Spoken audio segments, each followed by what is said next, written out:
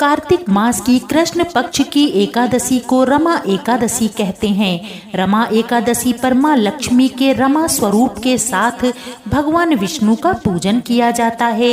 लक्ष्मी जी के नाम पर ही इस एकादशी का नाम रमा एकादशी है। इस व्रत का उल्लेख पद्म पुराण में भी मिलता है, जिसके अनुसार रमा एकादशी का व्रत करने से कामधेनु और चिंतामणि के समान फल की प्राप्ति होती है। इस व्रत को करने से विष्णु जी के साथ मां लक्ष्मी की कृपा भी मिलती है, जिससे जीवन में धन धान्य की कभी कमी नहीं रहती है। रमा एकादशी का व्रत दशमी की संध्या से ही आरंभ हो जाता है और इस दिन तुलसी जी का पूजन करना भी अति शुभ माना गया है। आइए रमा एकादशी की परम पावन कथा का श्रवण करते हैं। धर्मराज युधिष्ठिर कहने लगे कि हे भगवान, कार्तिक कृष्ण एकादशी का क्या नाम है, इसकी विधि क्या है, इसके करने से क्या फल प्राप्त होता है, सो आप विस्तार पूर्वक बताइए। भगवान श्री कृष्ण बोले कि कार्तिक कृष्ण पक्ष की एकादशी का नाम रमा है। यह बड़े बड़े पापों का नाश करने वाली है। इसका महात्म्य मैं तुमसे कहता हूँ, जिसे ध्यान पूर्वक सुनो। हे राजन, प्राचीन काल में मुचुकुंद नाम का एक राजा था। उसकी इंद्र के साथ मित्रता थी और साथ ही यम, कुबेर, वरुण और विभीषण भी उसके प्रिय मित्र थे। यह राजा बड़ा धर्मात्मा, विष्णु भक्त और न्याय के साथ राज्य करता था। उस राजा की एक कन्या थी जिसका नाम चंद्रभागा था। उस कन्या का विवाह चंद्रसेन के पुत्र शोभन के साथ हुआ था। एक समय वह शोभन ससुराल आया। उन्हीं दिनों जल्दी ही पुण्यदायिनी एकादशी भी आने वाली थी। जब व्रत का दिन समीप आ गया तो चंद्रभागा के मन में अत्यंत सोच उत्पन्न हुई कि मेरे पति अत्यंत दुर्बल हैं और मेरे पिता की आज्ञा अति कठोर है। दशमी को राजा ने ढोल बजवाकर सारे राज्य में यह घोषणा करवा दी कि एकादशी को कोई भोजन नहीं करेगा। ढोल की घोषणा सुनते ही शोभन को अत्यंत चिंता हुई और अपनी पत्नी से कहा, हे प्रिय, अब क्या करना चाहिए? मैं किसी प्रकार भी भूख सहन नहीं कर सकता। ऐसा उपाय बतलाओ जिससे मेरे प्राण बच सके, अन्यथा मेरे प्राण अवश्य चले जाएंगे। चंद्रभागा कहने लगी, हे स्वामी, मेरे पिता के राज्य में एकादशी के दिन कोई भी भोजन नहीं करता। हाथी, घोड़ा, ऊंट, बिल्ली, गौ आदि भी तृण, अन्न, जल आदि ग्रहण नहीं कर सकते। फिर मनुष्य का तो कहना ही क्या है। यदि आप भोजन करना चाहते हैं तो किसी दूसरे स्थान पर चले जाइए, क्योंकि यदि आप यहीं रहना चाहते हैं तो आपको अवश्य ही व्रत करना पड़ेगा। ऐसा सुनकर शोभन कहने लगा, हे प्रिय, फिर तो मैं अवश्य व्रत करूंगा। जो भाग्य में होगा वह देखा जाएगा। इस प्रकार से विचार कर शोभन ने व्रत रख लिया और वह भूख व प्यास से अत्यंत पीड़ित होने लगा। जब सूर्य नारायण अस्त हो गए और रात्रि को जागरण का समय आया, जो वैष्णवों को अत्यंत हर्ष देने वाला था, परंतु शोभन के लिए अत्यंत दुखदायी हुआ। प्रातःकाल होते होते शोभन के प्राण पखेरु उड़ गए। तब राजा ने सुगंधित काष्ठ से उसका दाह संस्कार करवाया, परंतु चंद्रभागा ने अपने पिता की आज्ञा से अपने शरीर को दग्ध नहीं किया और शोभन की अंत्येष्टि क्रिया के बाद अपने पिता के घर में ही रहने लगी। रमा एकादशी के प्रभाव से शोभन को मंद्रांचल पर्वत पर धन धान्य से युक्त तथा शत्रुओं से रहित एक सुंदर देवपुर प्राप्त हुआ।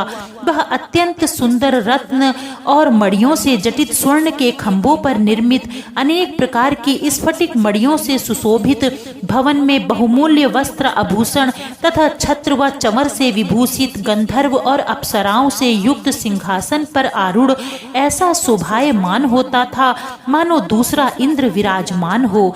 एक समय मुचुकुंद नगर में रहने वाले एक सोम शर्मा नामक ब्राह्मण तीर्थ यात्रा करता हुआ घूमता घूमता उधर जा निकला और उसने शोभन को पहचान कर कि यह तो राजा का जमाई शोभन है, उसके निकट गया। शोभन भी उसे पहचान कर अपने आसन से उठकर उसके पास आया और प्रणाम आदि करके कुशल प्रश्न किया। ब्राह्मण ने कहा कि राजा मुचुकुंद और आपकी पत्नी कुशल से हैं। नगर में भी सब प्रकार से कुशल है, परंतु हे राजन, हमें अत्यंत आश्चर्य हो रहा है। आप अपना वृतांत वृतांत कहिए कि ऐसा सुंदर नगर जो ना कभी देखा ना सुना आपको कैसे प्राप्त हुआ। तब शोभन बोला कि कार्तिक कृष्ण की रमा एकादशी का व्रत करने से मुझे यह नगर प्राप्त हुआ, परंतु यह अस्थिर है, यह स्थिर हो जाए ऐसा कोई उपाय कीजिए। ब्राह्मण कहने लगा, हे राजन, यह स्थिर क्यों नहीं है और कैसे स्थिर हो सकता है, यह आप बताइए, फिर मैं अवश्य ही कोई उपाय करूंगा।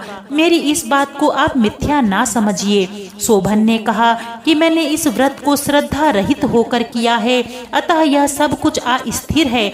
यदि आप मुचुकुंद की कन्या चंद्रभागा को यह सब वृतांत कहेंगे तो शायद यह स्थिर हो सकता है। ऐसा सुनकर उस श्रेष्ठ ब्राह्मण ने अपने नगर लौटकर चंद्रभागा से सब वृतांत कह सुनाया। ब्राह्मण के वचन सुनकर चंद्रभागा बड़ी प्रसन्नता से ब्राह्मण के कहने से कहने लगी, हे ब्राह्मण, ये सब बातें आपने प्रत्यक्ष देखी हैं या फिर स्वप्न की बातें कर रहे हैं। ब्राह्मण कहने लगा कि हे पुत्री, मैंने महावन में तुम्हारे पति को प्रत्यक्ष देखा है, साथ ही किसी से विजय ना हो ऐसा देवताओं का नगर भी देखा। उन्होंने यह भी कहा कि वह स्थिर नहीं है, जिस प्रकार वह स्थिर हो सके सो वह उपाय करना चाहिए। चंद्रभागा कहने लगी, हे विप्र, तुम मुझे वहां ले चलो, मुझे पतिदेव के दर्शन की तीव्र लालसा है। मैं अपने किए हुए पुण्य से उस नगर को स्थिर बना दूंगी।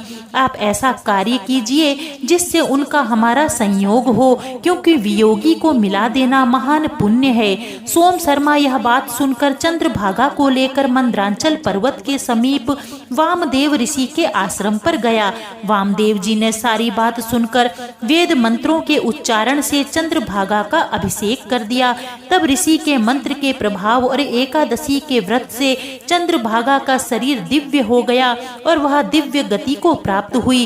इसके बाद बड़ी प्रसन्नता के साथ अपने पति के निकट गई। अपनी प्रिय पत्नी को आते देखकर शोभन अति प्रसन्न हुआ और उसे बुलाकर अपनी बाईं तरफ बिठा लिया। चंद्रभागा कहने लगी कि हे प्राणनाथ, आप मेरे पुण्य को ग्रहण कीजिए। अपने पिता के घर जब मैं 8 वर्ष की थी तब से विधि पूर्वक एकादशी के व्रत को श्रद्धा पूर्वक करती आ रही हूँ। इस पुण्य के प्रताप से आपका यह नगर स्थिर हो जाएगा तथा समस्त कर्मों से युक्त होकर प्रलय के अंत तक रहेगा। इस प्रकार चंद्रभागा ने दिव्य आभूषणों और वस्त्रों से सुसज्जित होकर अपने पति के साथ आनंद पूर्वक जीवन बिताने लगी। हे राजन, यह मैंने रमा एकादशी का महात्म कहा है। जो मनुष्य इस व्रत को करते हैं उनके ब्रह्म हत्या आदि समस्त पाप नष्ट हो जाते हैं। कृष्ण पक्ष और शुक्ल पक्ष दोनों की एकादशियां समान हैं, इनमें कोई भेदभाव नहीं, दोनों समान फल प्रदान करती हैं। जो मनुष्य इस महात्म्य को पढ़ते अथवा सुनते हैं वे समस्त पापों से छूटकर विष्णु लोक को प्राप्त होते हैं, तथा जो भी व्यक्ति इस कथा को पढ़ता या सुनता है उसे 100 गुना पुण्य फल की प्राप्ति होती है। तो प्रेम पूर्वक बोलिए, जय श्री हरि विष्णु भगवान की जय, कार्तिक माह की जय।